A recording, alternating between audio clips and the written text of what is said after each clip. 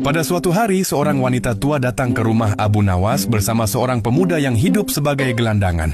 Mereka datang untuk mengadukan masalah yang menimpa diri mereka.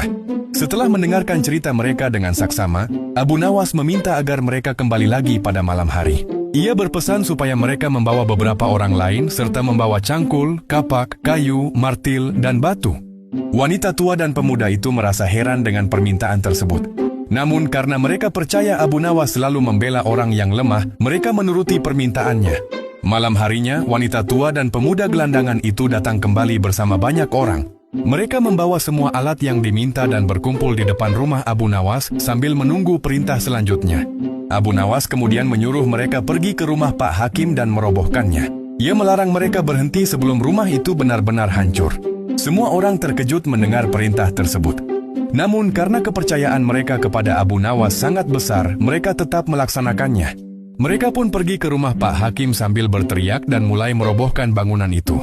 Penduduk sekitar merasa bingung dan sempat mencoba mencegah, tetapi jumlah orang yang datang terlalu banyak. Akhirnya, penduduk hanya bisa pasrah menyaksikan kejadian tersebut. Pak Hakim sangat terkejut ketika melihat rumahnya dirusak oleh banyak orang. Ia segera keluar dengan penuh amarah dan bertanya siapa yang memerintahkan perbuatan itu. Orang-orang tersebut menjawab bahwa mereka hanya menjalankan perintah Abu Nawas. Setelah menjawab, mereka tetap melanjutkan hingga rumah Pak Hakim rata dengan tanah. Pak Hakim tidak mampu berbuat apa-apa dan merasa sangat marah.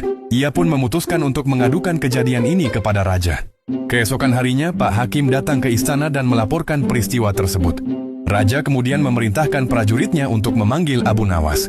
Abu Nawas sudah mengetahui hal ini dan tetap tenang saat dibawa ke istana. Sesampainya di hadapan raja, Abu Nawas ditanya apakah benar ia yang menyuruh orang-orang merobohkan rumah Pak Hakim. Abu Nawas menjawab dengan jujur bahwa hal itu memang benar.